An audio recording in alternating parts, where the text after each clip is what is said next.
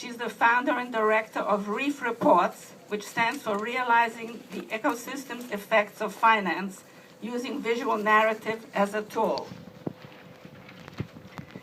Mick's topic is Regarding Women of India at the Point of Freedom in Search of New Narrative for a New Generation.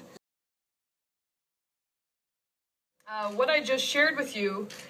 is a small piece of a project on emerging grassroots women leaders in India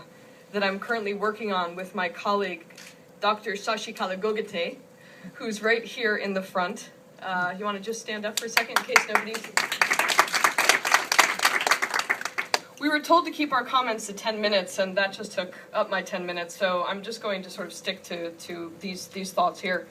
On January 4th of this year, we began 5 weeks of field work in the states of Gujarat, Uttar Pradesh, Tamil Nadu, Maharashtra, Haryana, and Rajasthan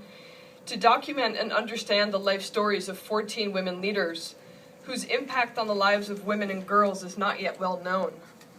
and who are the forces behind organizations and initiatives that are creating measurable social value across India in the fields of education, in health, in impact investing, in microfinance, in film and radio, in social enterprise development and agriculture. We are all well aware of what women and girls in India are up against, which is why we're all here, yet somehow these 14 women still ask themselves this question: what am I able to do, and who am I able to be?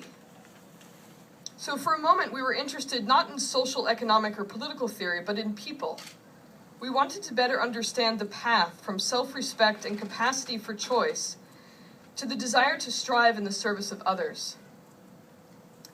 In a semi-structured interview, we posed a set of questions to track any new signs of agency or striving, from girlhood to womanhood,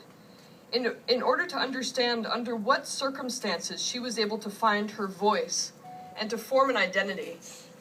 under what conditions her solutions to her own struggle and suffering were conceived and ultimately successful, and finally, the supportive relations and structures she required to be able to build and launch what has become a viable solution to the social, environmental, and economic issues she chose to devote herself to. From each story, we were able to begin to gain a critical understanding of social and political structures, the power relations of so-called social order that defined their lives, what enabled them to challenge the routine, conventional norms, family norms, stereotypical definitions of roles and responsibilities, and other taken-for-granted behaviors that shape them. Each one of these leaders' lives is uncovering a new narrative. This narrative is making visible a new account of an alternative way to measure and report the entire spectrum of value creation in terms of generating and sustaining positive social change within a development context, or what could also be called empowerment outcomes, which are slowly, almost invisibly, but slowly, eroding the systems that perpetuate violence against women and girls. But of course, processes of development and social change are never easy to measure, as we all know,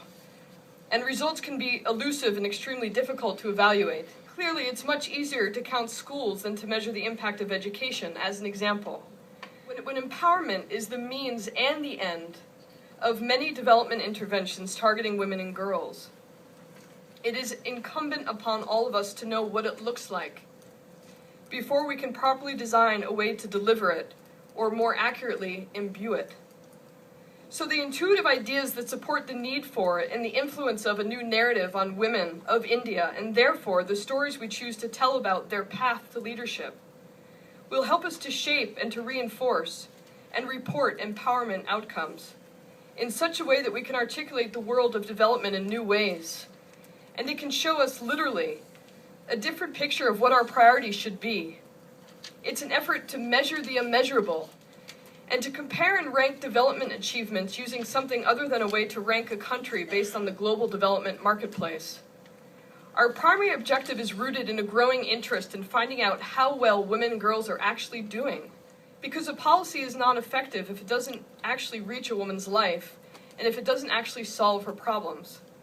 In this very moment in history might be our best chance to fight for an end to sexual violence